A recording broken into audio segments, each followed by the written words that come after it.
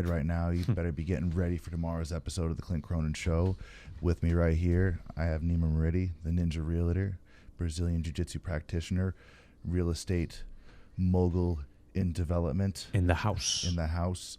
And this weekend you competed in a little tournament. We had Naga in San Jose. We had a couple guys from the academy compete from the One World aka Sunnyvale family. And we also had UFC 209 this weekend, which had a little bit different card than a lot of people expected, with the co-main event sort of evaporating into space very short notice. So, quite a few things to cover today. So first off, welcome to the show, Nima Moridi, the Ninja Realtor. Thank you so much for having me, guys. I'm stoked to be here. So you may know him from a soon-to-be viral Instagram photo that needs to spread of you. So, a little background on this. It's the Hollywood Walk of Fame. I want to say it's Bruce Lee's star. And I see what Chuck Norris. It was Chuck Norris. Okay. Now I see what looked like one of those kids from commercials in the early 90s with, like, you had every color on. There might have been a mullet, big glasses, Yeah. and you were doing a full front split in front of the Chuck Norris Hollywood star. Thanks, Dad. So, first off, I'm guessing with that flexibility and you in the martial arts, aka now, you were a big martial arts fan growing up. Yeah, that's true. Yeah, I got a first-degree black belt in Taekwondo. I did a lot of Taekwondo in the 90s. And my father, actually, he's always been talking about efficiency and always multitasking and things like that. So when I was a kid, if I wanted to watch TV, he always brought in 2 chairs and told me to do the splits on them and watch my Ninja Turtles or cartoons or whatever the case may be, or Power Rangers, and do that. So he's the one who wanted me to do that in that picture, and looks like it has gotten viral, courtesy of the fiance that put that out there. So thank you. So, Power Ranger, which, real quick, off topic, favorite Power Ranger? Favorite Power Ranger, Red Ranger. Red, really? Yeah, I liked him a lot. Total Green Ranger fan here. Didn't you meet him or talk to him or have him on a podcast or something like that? I haven't, but I think I should. You should. I Jason David Frank. I hope he's in the new movie. I'm totally going to see that new movie. I heard about that one. Didn't he train MMA? I remember you told me something about him that was interesting. I'm just trying to remember. Oh, he owns the brand. I think Jesus Didn't Tap, and he's fought pro MMA. I think he's undefeated, like 4-0 or 2-0. I mean, he's definitely fought. He has lifelong martial arts experience, because like that whole crew of that whole cast of crew, whatever, even though the Power Rangers in uniform were not the same actors as the Americans, like they had 2 shows, a Japanese show and an American show. Those American actors were actual martial artists. So like that guy can kick some ass, and so could the original Red Ranger too. Like I've seen Austin St. John. He didn't do MMA obviously, but the Green Ranger did. Anyway, nice. So martial arts fan growing up. The split over the chairs. Have you ever seen the Van Damme lift? Yeah. I think that's where he got it from. Can you do the Van Damme lift, right? People that don't know, you do a full front split between 2 chairs, one on either leg, and then you basically double-handed deadlift a dumbbell up to your chest from the floor. Damn, son. So it's actually not Jean-Claude Van Damme. It's Rob Van Damme has the world record for that. I guess he invented that lift, but I think he was able to pull up 145 or 165 pounds. Wow. That stuff's incredible. And seeing those pictures want to make me get back into yoga, because I think yoga with flexibility is super critical and great. And I know a lot of people talk about it. Vu from the gym, he always preaches it and tells me to go with him. And it's something that I've been trying to fit in the schedule, man. I think yoga's great. And have you done that lately? Yeah. So I have a lot of yoga stretches. I don't go to yoga classes necessarily, but I have a lot of yoga poses that I incorporate into sort of my lifting and my jiu-jitsu, my warm-ups, my cool-downs. Between sets on deadlifts and squats and stuff, I have a yoga mat right in front of the rack. I'll do nice. Back bends and bridges and things like that, just to keep the spine loose before, during, in the middle of sets. Yeah, and the breathing. I mean, going back to the tournament that you mentioned, what you kept telling me to breathe. Just be mindful of my breathing, and I think yoga is super critical for that. And that's something I need to work on when you get a little nervous or something big is happening, you forget to breathe. I think that's the first thing that goes, which shouldn't be, but maybe it's human nature. But it's something that I definitely need to work on. Yeah, for sure. I don't think many people know how to breathe. I mean, you get by and you get enough oxygen to not die. But when you're doing something like jiu-jitsu, when you're doing something like weightlifting of any type, in yoga especially, the breathing is critical. Breath, right, is a big part of yoga. I mean, there's the practice itself, but then the breath is a whole part of yoga. It's not just the posing and stuff, not just the stretches. So with Brazilian Jiu Jitsu, the same thing. I mean, most people, when they start out, every time they're going to do anything, they think about it, they stop, they take a big, deep breath, they inhale and start going. Yep. At that point, you've already done 3 things, right? And you've telegraphed the move. So any sort of advanced or experienced jiu-jitsu or martial artists, they're going to see that, and they're going to capitalize. As soon as you tense up for that, they already know what you're going to do. They know you're going to move, and you're going to get swept or taken down while you do it. Yeah. I had that happen to me even yesterday, and I totally caught myself like not breathing. I'm like, yeah, excellent. Like took this huge breath. Yeah, we have some guys that are super strong, and they still do it. You have to remind them all the time, because they'll take a big inhale, and you're about to, get some kind of pressure on you.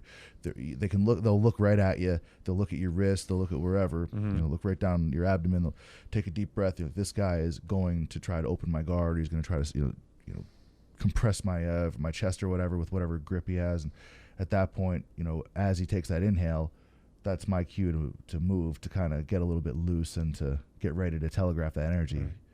I arm drag and sweep a lot of people as they take that big breath.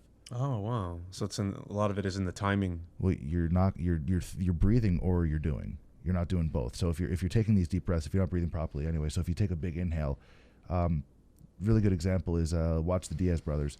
Those pitter patter punches they throw, the 50 or 70%, whatever you want to call them. Yeah. Those guys, as you take a breath, they smack you. That's why they're just quick, like just snapping punches. If you watch Frank Shamrock and Nick Diaz, every time Frank tried to take a breath, he was just catching them little jabs, and it was enough to where he was getting no oxygen. He wasn't getting hit with power shots, but he was drained. Right, the mental frustration, the fatigue that comes along with it.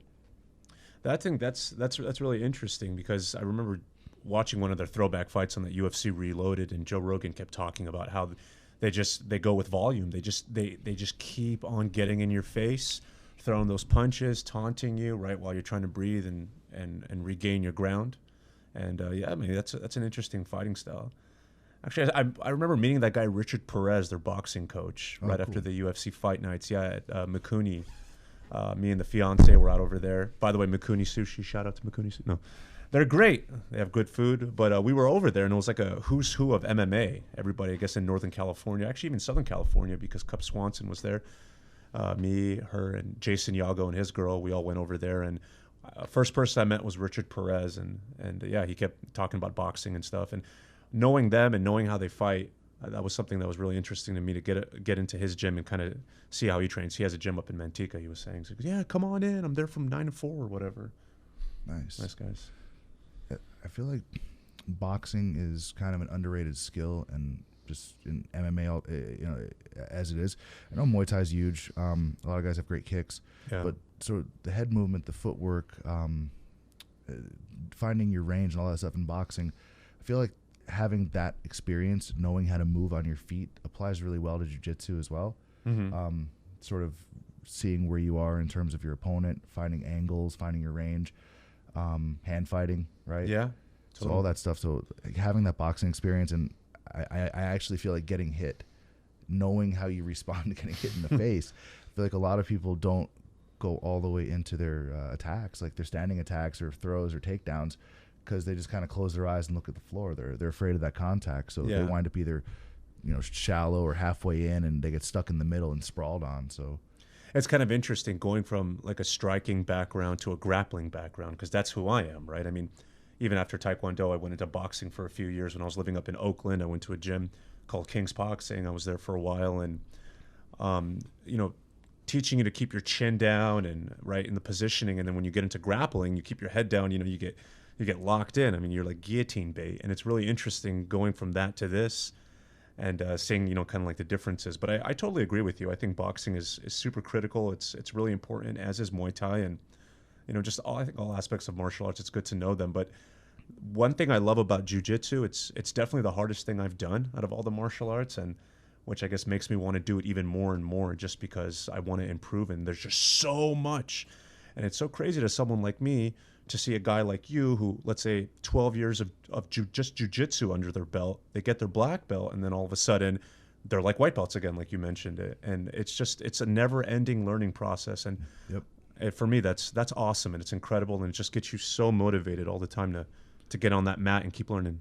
Yeah, it's really easy to become complacent, right? Mm-hmm. You get to a certain level, and you see how you do with your peers in the gym, and you see how you do here and there, and it's really easy. That's why there's so many fat purple belts. Yeah. And you warned me about that. You said, Nima, you keep coming in, you're showing up to warm-ups on time. You keep doing that, because don't skip out on this. And I'm always mindful of it, like I'm looking at the clock when I'm about to leave the office and head over to jiu-jitsu, and I always want to make sure that I'm not late to warm-ups too, because of that, because of the things that you had mentioned. And it's also the whole injury thing, right? People rushing through stuff. Yeah.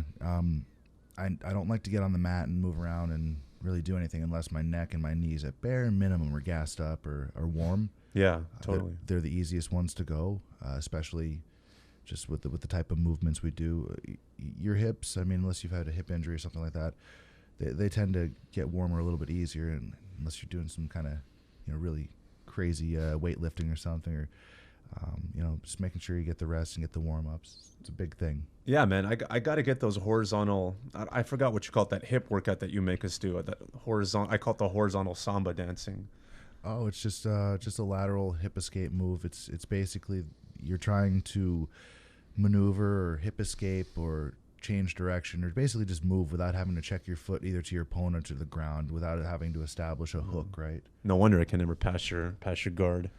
Well, just do it more, right? So yep. it's the guy drilling their and practicing and perfecting, or it's hard to say perfecting, but trying to anyway, their whatever technique versus the one you're trying to do. So if somebody's armbar attack is better than the other person's armbar defense, that person's generally going to win. Or you could say you try 10 times and fail 9, you still win, right? Yeah.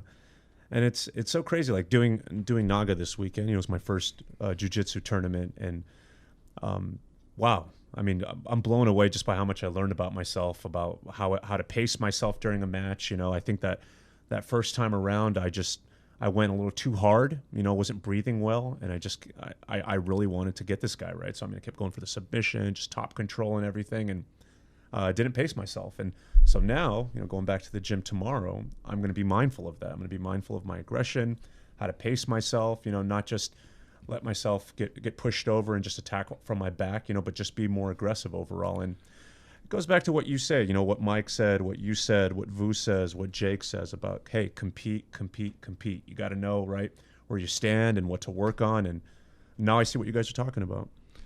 You just got to get out there.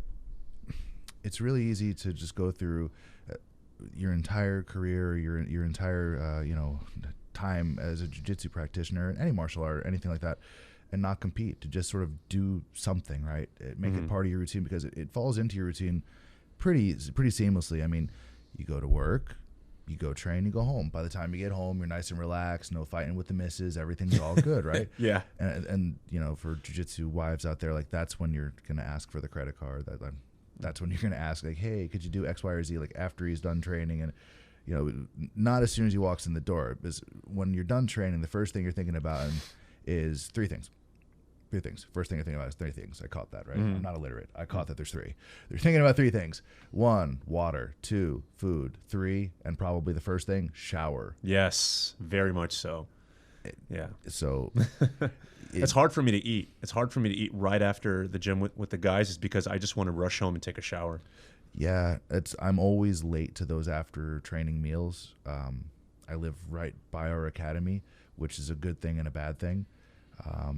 It's there's 10 to 50 reasons why it's a great thing. There's a few why it's not that great, and they're also pros as well as being cons. But I always want to shower after training. It's really easy to just go from 24 or wherever for weights or to AKA to train and then do weights in the back. A lot of times I'll teach the fundamentals class, and then after we get everybody out of there, I'll go and do my own, little powerlifting workout in the back. Oh, and yeah. then stretch. I've been there till 10, 11 at night, just keep working, keep training. So, it's really easy to not leave.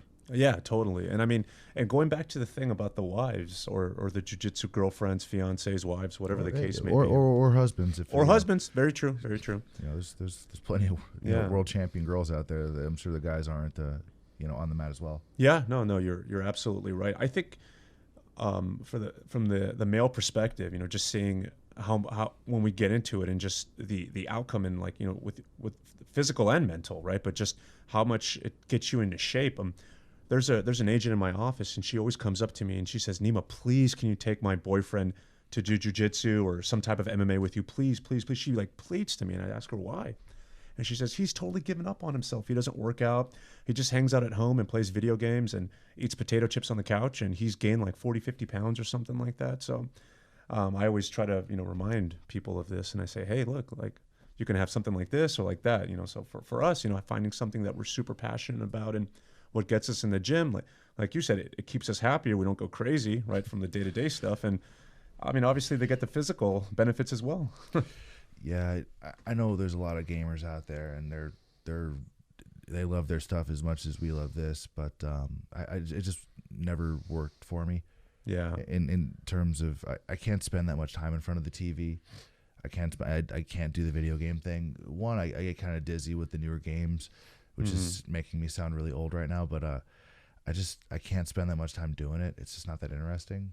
Yeah, I totally agree with you. I can play for a little bit or like watch some TV, but after a while I said, you know what? I have to go do something a little bit more productive with my life. And so I totally agree with you. I just feel like every time I sit down to watch TV, I'll be thinking to myself, I should be doing these other 5 things. There aren't enough hours in the day for me to feel good about an extended session playing. I don't even know what the hell. I couldn't even cite a current game that people like. Minecraft is really big. My brother plays Minecraft a lot. Those are the toys that they have at Fry's and stuff that everything looks like blocks, right? Yeah. Okay. Yeah. I come up to his room sometimes to check on him.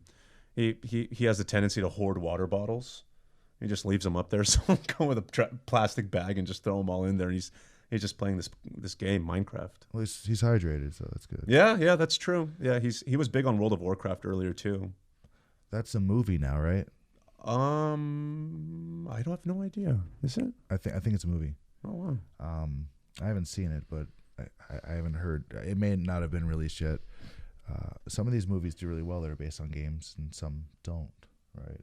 I'm trying to think back now which movies I've seen that were based on games. Oh, Final Fantasy. I remember that was there. I didn't really like that movie too much. The Street Fighter and Mortal Kombat movies were terrible. Yeah. Well, I remember that from the 90s. Tomb Raider movies also bad. Yeah. Ninja Turtles, right? Ninja Turtles was a game first, wasn't it? Or was it a movie first? I don't know. No, Ninja Turtles is comic books. Oh, there you go.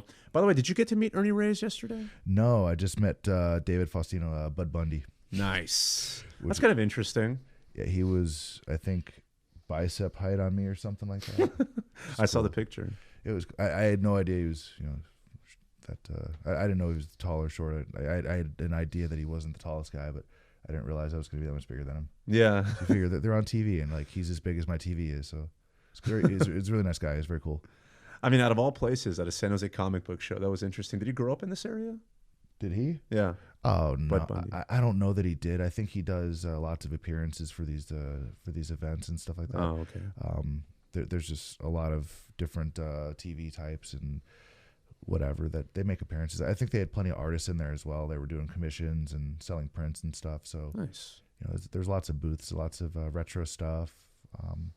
It was kind of cool. So I was over there at 11 a.m., 12 p.m., 1 p.m., all day basically checking in with Naga, trying to find a match. Yeah. And I had cash. I was ready to go. I went to the ATM, and I went and had my car washed, so I didn't have to pay the parking the first time.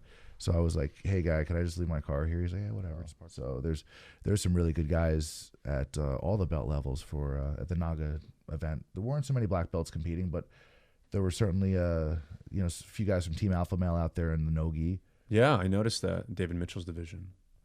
Yeah, he had some good matches. He competed, I think, in 4 divisions. You would pay whatever the fee is, and then you would pay another $20 or $40 for the additional divisions to compete. So he was going to get one match here or one match there. So he just signed up for a bunch of divisions, and as a varsity wrestler or whatever, it was from UC Davis. For him taking that many matches, it's kind of no big deal. It's par for the course. So it's really good. There's some big tournaments coming up. Actually, Pan Am's is coming up in March.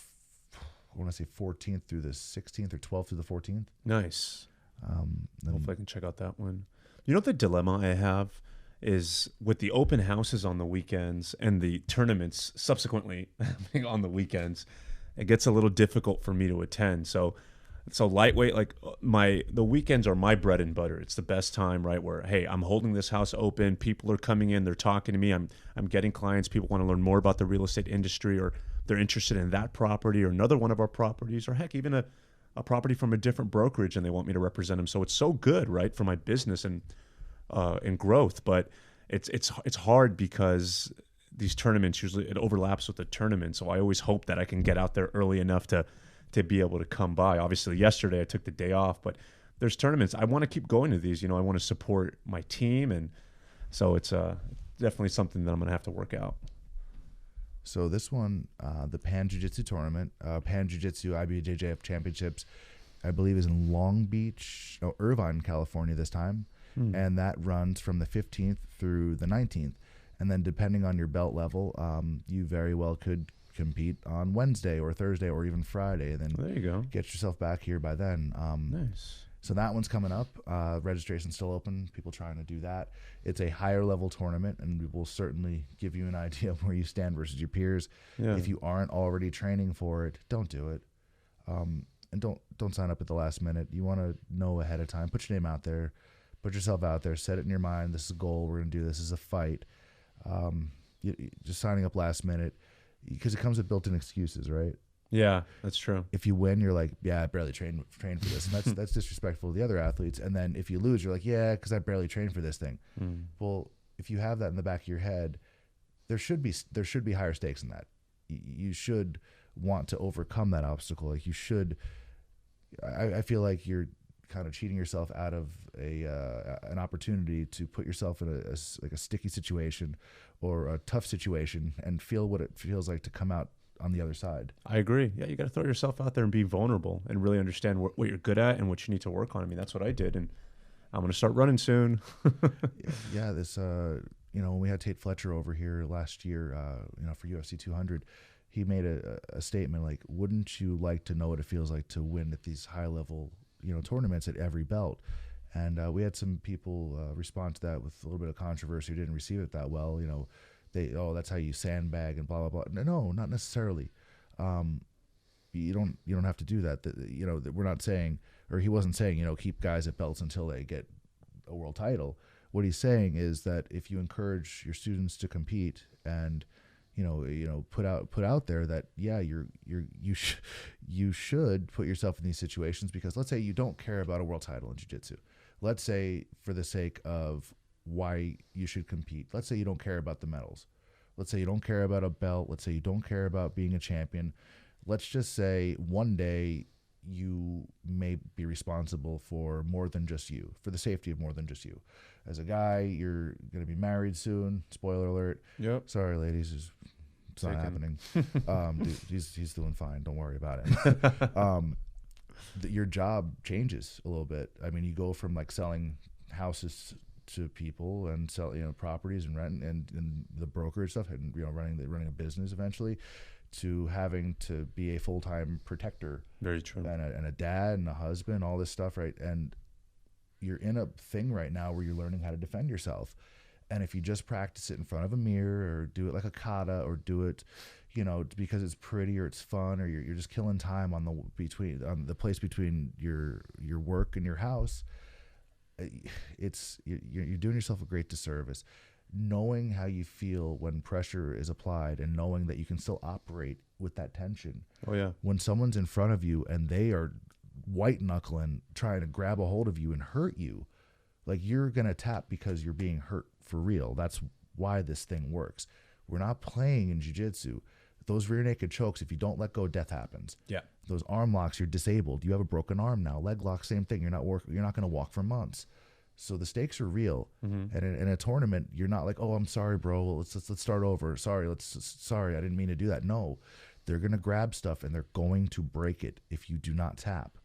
So knowing how you operate with those parameters, and that you can still, okay, I gotta move here, I gotta breathe. All right, this guy is stepping this way. I'm gonna break the grip, hit the arm drag, go whatever takedown. You gotta, you're aware of your surroundings. Like, oh, we're almost out of bounds. Let me rotate over here. Okay, if I take him down here, he's gonna go out of bounds. No bueno. Let me back up a little bit, step off to the side. Now take him down. Yep. Just hypothetical, but the idea is that you're still operating under pressure.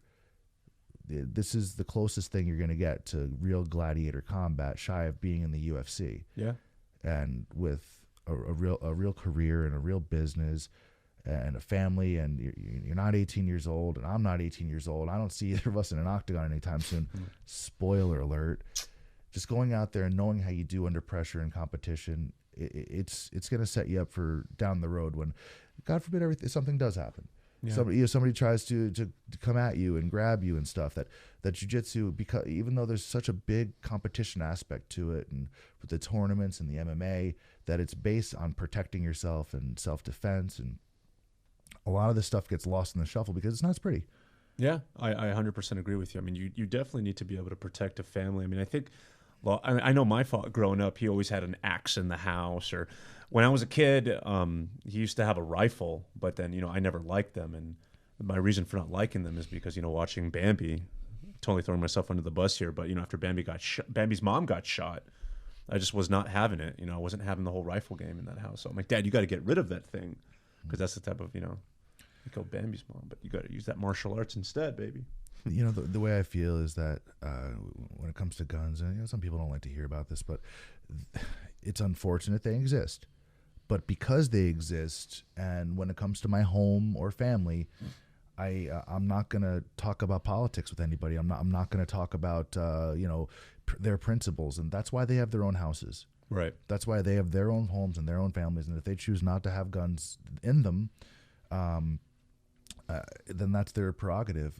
In terms of ownership, I'm a proponent of gun safety, and keep them away from kids, and locks, and not allowing them to go into the wrong hands, and safe and proper handling of them, all that stuff, man. But in background checks, however they go about getting them now, if there's something wrong with it, then they should. I'm not going to get into the politics of it because people like to spin words, but for home protection, I believe in them.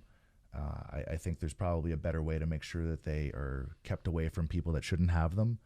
But that's the problem with the sort of gun laws, is that the people that get a hold of them are going to break the law anyway.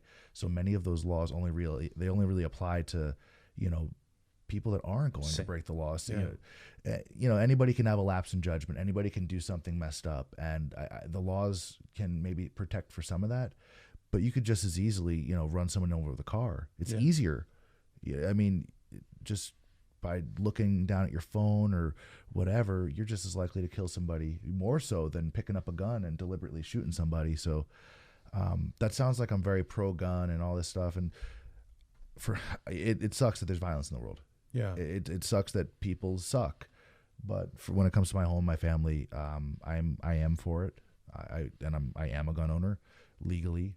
And that's my choice. So if people choose to, not dig that or not dig me for that, I totally understand it. But that's not going to change my job here. I heard some really cool things about the new technology on guns. Like, for example, having it's almost like you have the Touch ID on your iPhone.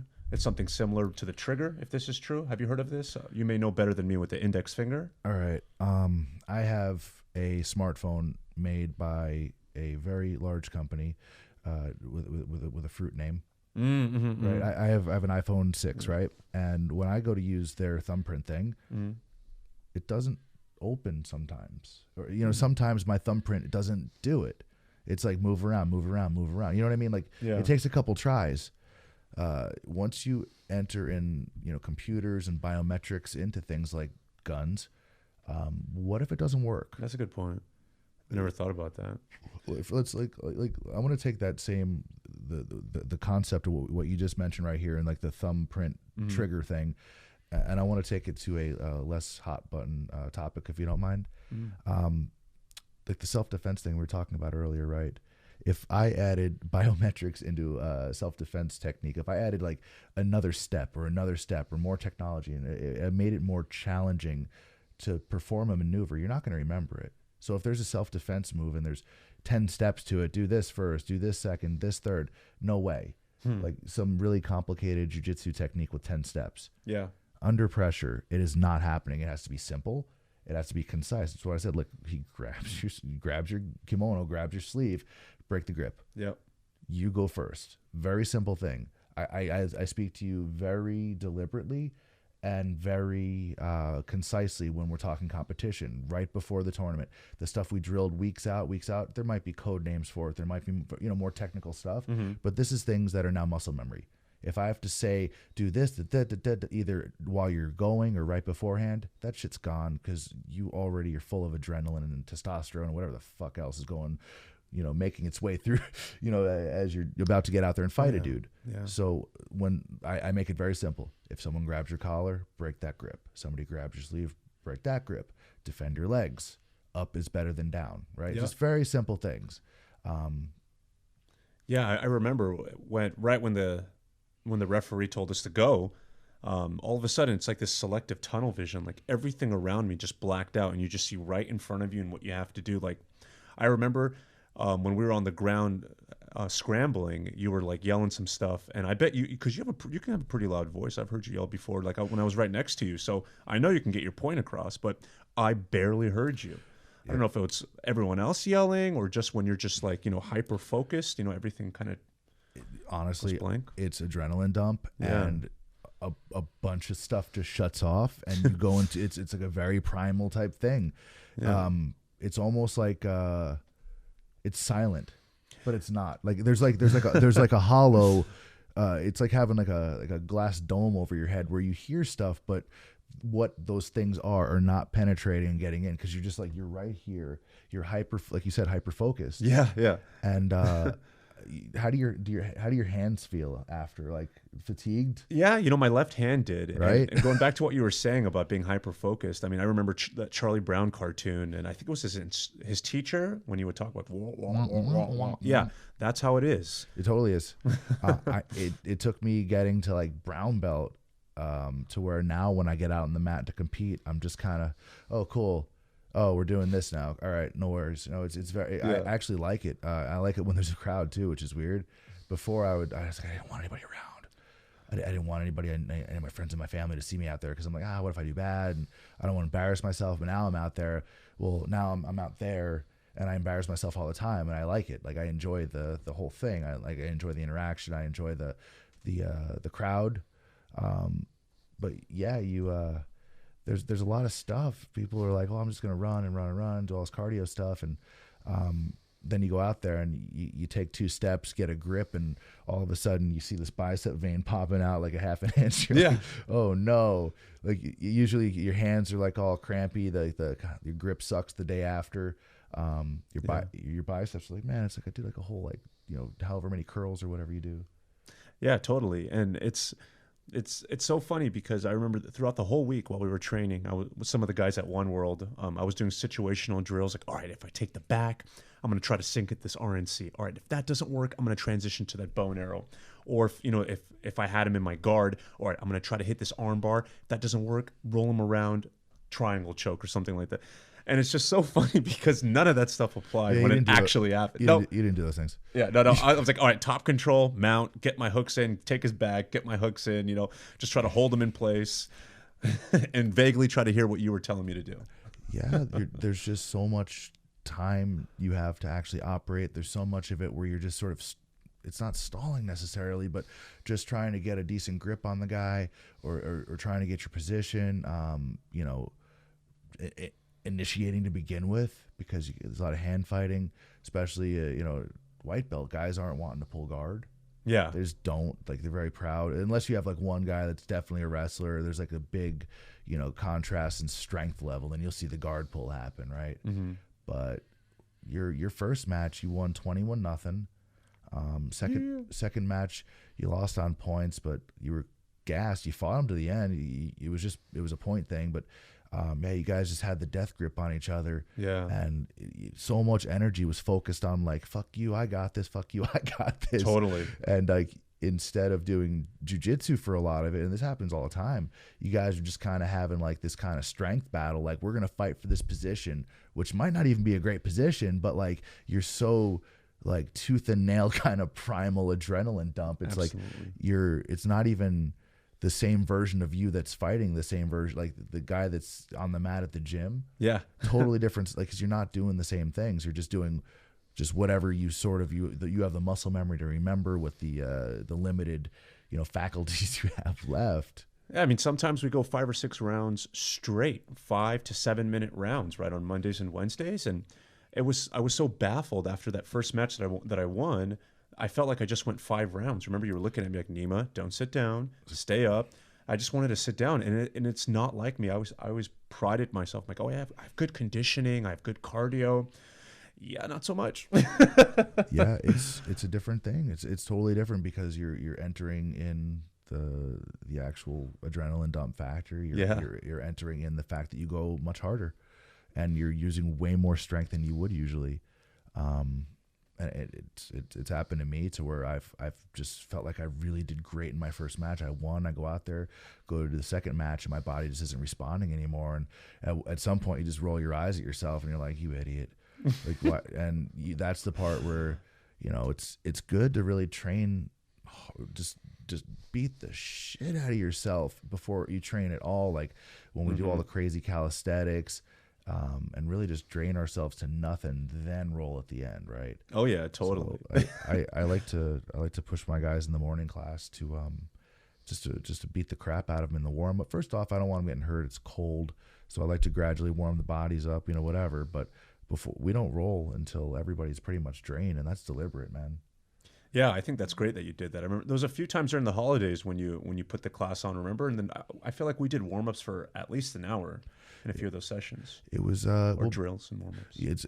I do a lot of drilling, a lot of situational stuff. It's the repetition's deliberate because if you don't put it in, even if you can sort of mimic the move, you don't know it. You're not really doing because what's the difference between just doing an arm bar when we're just 20 arm bars, 40 arm bars, whatever the hell the number is, and then doing it on somebody that's as good as you. Yeah. And you're not going to be able to do that if you aren't going to put in the reps. And that happened. That's from everything from situational stuff to escapes to the attacks to the just moving around. Yeah, that's very true. And speaking of repetition, one of the funniest things of yesterday, even though I was so tired after that match, as you recall, when we initially started, I tried to do that judo throw. And then afterwards, you're like, hey, how often do you do that judo throw that you attempted? Because, by the way, full disclaimer, I didn't get it. And I said, oh, rarely ever. And you're like, yeah, don't do that again. It goes back. Like, I don't know. All of a sudden, he had his arm out there, and I was thinking, some Jake Bell situational drills. I wanted to kind of toss this guy over my shoulder, but it didn't work. And I'm glad I was able to regain position after that. Yeah, I was like, oh no, he's gonna get his back taken. Yeah. You somehow got up and just beasted on him, which was tremendous. No, but it was a Hail Mary. You could tell you were already tired. Yeah. You could tell you were already like, oh shit, how much time's left? And you were up on points. What am I gonna do with this guy? It's so funny. It's different. It's totally different from. We're drilling arm drags next. Yeah, next please, and thank you, Jake. Shout outs to Jake Bell. Thank you so much for doing all those stand-up takedown drills. Definitely applicable. A lot of what happens with a lot of the takedowns and throws and stuff on the mat, man. In the gym, it's fine, but when you get out there and the guy has a death grip on you, trying to get past their hands, right? Yeah. So if you look at David's match, he went that black belt. He wound up losing in the advanced division by like 2 points. Oh, yeah. He would shoot a takedown. His hands were just in his face. He just couldn't get past his hands, and it was very frustrating. As a bigger guy, forget all that. Forget the size. Forget the belt. Forget all these things.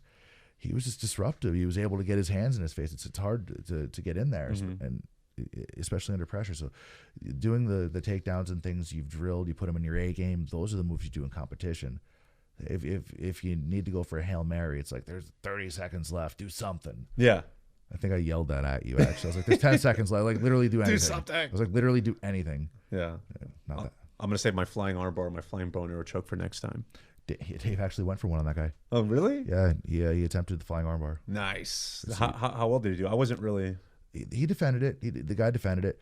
Man, did you see the Gary Tonin, the guy that caught him with the flying armbar? No. The guy that he went against, I don't know his name. I'm very sorry. But the guy, Gary loses flying armbar. It was Antonio Carlos Jr.'s flying triangle. Gary Tonin, I'm sorry, it was a flying triangle. Wow. But that's some Shaw business right there. Yeah, I like the flying armbar. Where is it? Oh, here it is. It was at SUG 3. Oh, that's what's his name's Chael Sonnen? Yep. Yeah, there you go. Nice. There's another flying armbar. I saw. I think it was like an ADCC match where the guy, he jumps up from the flying armbar but spins underneath him and almost does it like, you know, when you're doing a closed armbar from guard, and you can take, instead of hooking the near leg, you hook the far leg and spin under him. Have you done that one before? No. Never? Okay, cool. This one's cool though. Wow. That'll have to be a video. Yeah. And I mean, Gary Tonin, he's one of the best in the world right now. He's super, super aggressive, awesome leg locks, down to her death squad guy. Yeah. And then this guy, I didn't know this guy, and he hopped up and grabbed the flying triangle to tap him. Man, that's, you know, what's really interesting. It's seeing gi jujitsu, and then you see the no gi jujitsu, and then you see the likes of like Damian Maia in MMA jiu-jitsu, right? With that grease, you know, that friction, and just seeing how big of a difference it is when you're shirtless or when you have a rash guard on, right? Totally. So much more respect for these guys who can make guys tap like in the UFC or Bellator or whatever, just straight MMA jiu-jitsu. It's awesome. It's just it's the level. It's the level of the practitioner, the level of the coaching, and that moves are done deliberately. I feel like a big part of jiu-jitsu that's left off many times is why, and it comes down to intention. Just like when we were talking earlier about why are you doing this kind of thing with jiu-jitsu? Like, do you just do it on the way home, between work and home, or it's just being very deliberate. Why are we using certain positions? Why do we do certain things? And a very basic version of that is when we're doing closed guard pass drill, right? Yeah. The guy on the top and the guy on the bottom both have their jobs. It's distance and space management, right? The guy on the top wants posture. He wants space. The guy on the bottom doesn't. He wants to eliminate that space. He wants to break that person down. So a lot of times you're like, okay, guard pass drill, go. They just sort of open their guard immediately. You're like, wait, no, that's not what the guard's for. And people that think, oh, closed guard is old school and blah, blah, blah. No, you're doing it wrong. I promise you're doing it wrong. It saves lives. It's the basis of jiu-jitsu. It's what differentiates this from judo. We have the guard. They don't just stand you up. You use it to break someone down, and you're on the bottom, but you're able to get something back. Yeah. I got a question for you. Based just with that extensive jiu-jitsu knowledge that you have, if there were to be, let's say, the submission underground, if there was a grappling match between Damian Maia and Jacare Ronaldo Souza, who would you have? It depends on what part of their career, really. Let's say today. I don't know, man. I'd have to see them stand up next to one another. I feel like with all the MMA training they're both doing right now, it's hard to see. I'd like to see them both at the height of their pure jiu-jitsu sort of training. That'd be I don't know if they haven't already fought, right? So yeah, I have no idea either. It's just I think of those guys when I see them with their jiu-jitsu, like those are the guys that just have me like oohing and eyeing. And yeah, so Damian Maia's beat him in ADCC, and that was a long ass time ago, 2007, right? So it's hard to say. Oh, that's cool. Now, present day, but they're both amazing. I'm a big fan of both guys. It's like São Paulo versus Rio de Janeiro. Where are they right now? I thought Jacare was Curitiba. He's not Curitiba. I think you would know better than me. I always knew Curitiba as like Vanderlei Cyborg, Vanderlei, yeah, Anderson. Ooh, wait a minute. Hold on. Before I look, I'm gonna just take a guess here. Jacare. Let's say Manaus.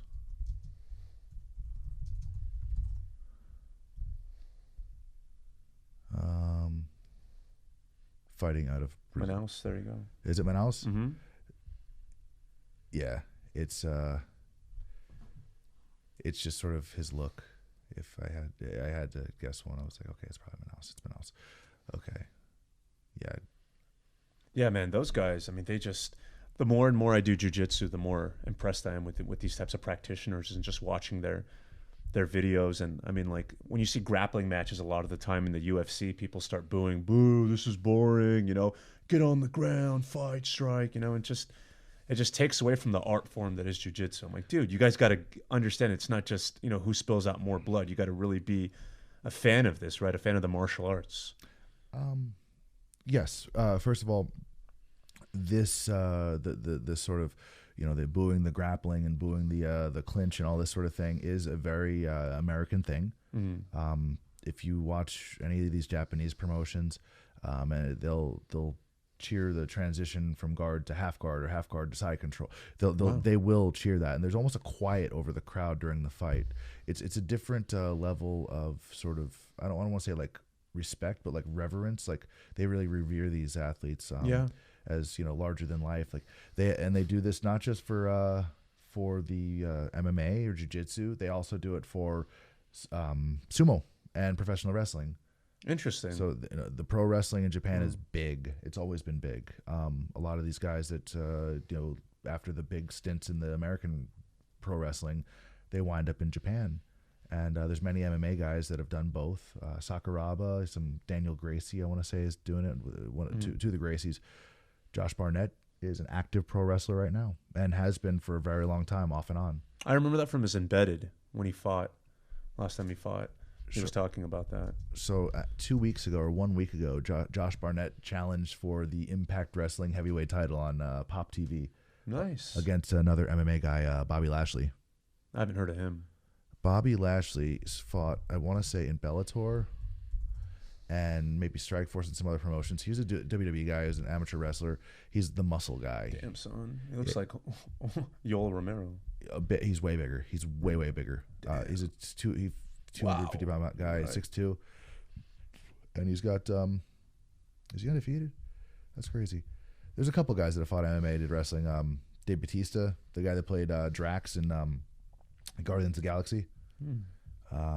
Yeah, he's actually got quite a few wins. You know what would be awesome next time when we do this podcast, if you had your Periscope. I don't know. Do you still do Periscope? I haven't in a little while, but I have it, right? Yeah. So we'll definitely do that again. We need to get another round table of guys in here. And I mean, honestly, this was supposed to be initially a, how do you want to call it? The fight companion. Yeah. For the UFC event last night, which, you know, why do it, you know, on the ones when Joe Rogan's doing a fight companion, because we're watching that one. True. Yeah. You know what I'm saying? But the ones when Joe Rogan is not doing a fight companion, why wouldn't we do one? I feel like by being live during those events, that, you know, people that are out there and into this stuff, they can have a place to connect with and, you know, and go through and have a little fun with us. So yeah, that would have been a lot of fun if we did a fight companion for the Tyrone Woodley and Stephen Wonderboy Thompson fight. But I really wanted to see Khabib, and I was so bummed out about that. Khabib with his papaja. I wanted him to walk out with his papaja. Papaja, by the way. That's how, you know who taught me that? Artem. I love Artem. Yeah. And right before my tournament, actually, I was super stoked because Artem sent me a picture with his papaja on his head, and he's like, "Good luck." So that was pretty cool. That's awesome, man. So how do I? It's Nurmagomedov. Nurmagomedov. No, Nurmagomedov. Nurmagomedov. Yeah. Nurmagomedov. Dagestan, man. Those guys from Dagestan. I mean, we've all seen that video of Khabib when he was like, what, 7 or 8 years old, wrestling the bear. I have seen that. Yeah, it's, I mean, those guys, in that southern part of Russia, I mean, there was so much conflict and politics, where they were initially separatists, right, with the Chechens, and they told them if you fight against, certain forces, that Russia would grant them independence, and that didn't end up happening. But then now you see this place that's kind of like semi-autonomous, and these guys, I mean, they're fighting in the streets. My dad's been to that area before, and the way he described it is crazy. I mean, these guys really grow up like survival mode. In a way, it almost reminds me of watching City of God and years back, with Rio and the favelas. I mean, these guys have those equivalences. Granted, it's not necessarily the drug trade per se. It's more like the fight for survival. I mean, these guys are just tough as nails. Absolutely, man. I haven't seen that movie in a while. First time I saw it was in the Portuguese version, and I saw it again with the subtitles, and it's kind of weird. I liked watching just in Portuguese. It was kind of a learning tool for me. So that one, like Tropa de Elite, but yeah, it's these guys grow up tough as nails. Khabib, especially, I really wanted to see that fight. I want to see him out there on that stage. We didn't get to see him against El Kukui, but honestly, I just wanted to see him fight. What I really want to see, what I really, really want to see? I want to see Khabib against Conor in Russia. Yes. I mean, they've been flirting around with this, right? If he would have beat Tony Ferguson, have them have a super fight in Russia, that would be huge. I remember Tony Ferguson taunting him. He's like, yeah, you and your 1.9 million Instagram followers. I mean, it goes back to just how much of a backing he has. I mean, I see pictures with him and the leader of Chechnya. I forget his name. But yeah, they're just hanging out. Like, this guy rolls deep, man. Like, he knows some guys will make you disappear, put it that way. The leader of the whole republic, like, they just hang out and do sambo together. It's pretty gnarly. Hey, man, I think it would be, honestly, a great, it could be a great tool to de-escalate things between the U.S. and Russia. Just having this title fight and everybody kind of bond over these guys beating the shit out of each other. We don't need a Cold War. Yeah, you can take the American UFC, with a Russian fighter working for this American company against this guy from Ireland, and I mean, it's not USA versus Russia. It's USA and Russia just putting on a show for everyone. If it was just like a Russian athlete against an American athlete, maybe that'd be one thing. But I think this is a good way to bring everybody together and just have a good time and, take these, what are basically two of the best guys in the world. Yeah.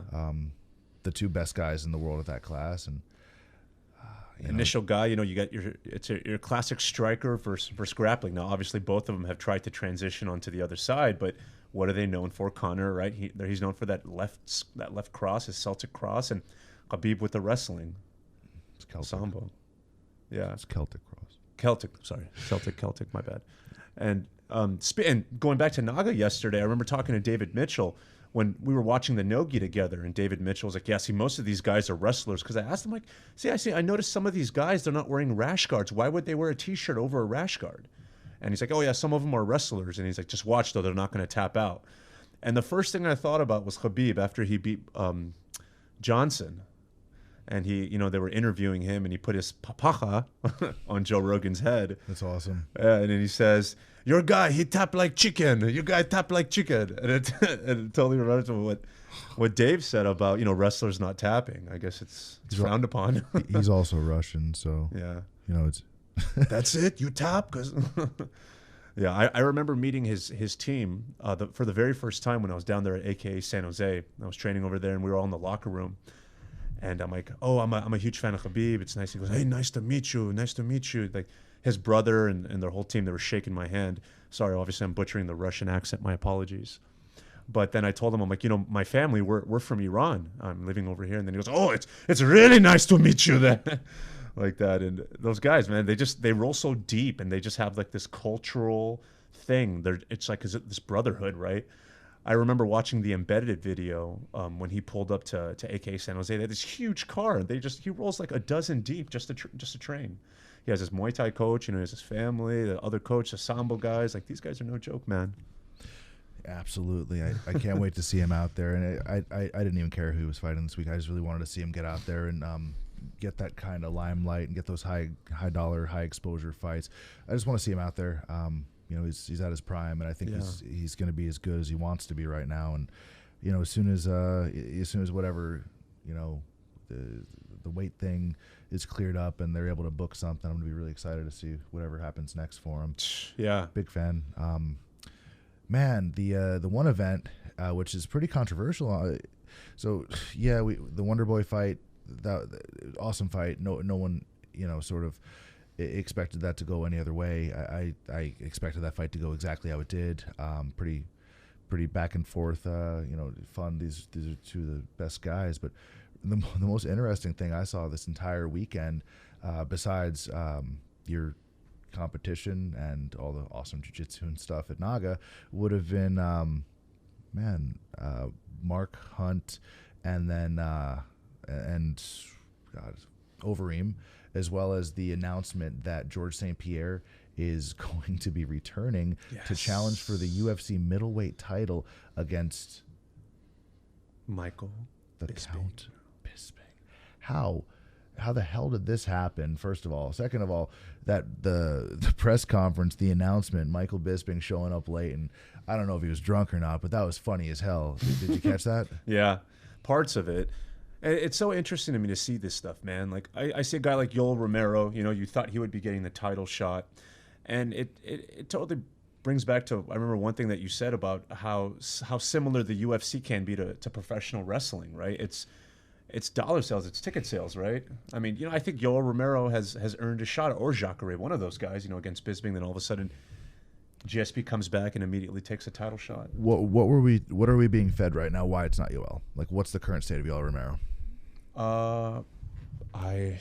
Is there an injury? Is there a failed test? Like, where are we? I don't think so. I remember he had that failed test against Jacare right at UFC 194, but I think he was cleared. I think he showed that it was a tainted supplement and it wasn't on his end or something like that, and they reduced the suspension. Is this more dick pills?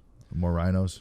Possibly. That's a thing now. These guys are going crazy over that thing. Like after Anderson Silva had his dick pill gate, Rhino gate. Can we call it Rhino gate? That's good. Yeah. Rhino gate.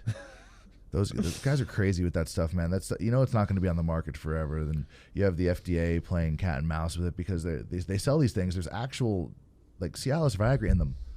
That's why they sell for $20 a piece. They're the ones at the liquor store. They're actual dick pills. Yeah, Wow. they're not just supplements. It's not just a bunch of ginseng anymore. They actually put the stuff in there. They make them in China. They call them a supplement, and then they.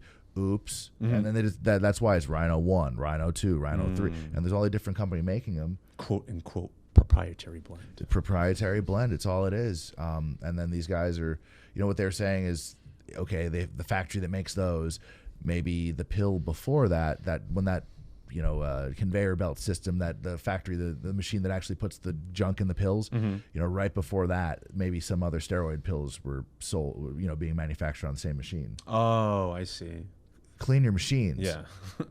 Word. Come on. Rhino Dick Pill Company. Clean your machines. And fighters that are on the hook to pass USADA testing. Stop with the dick pills.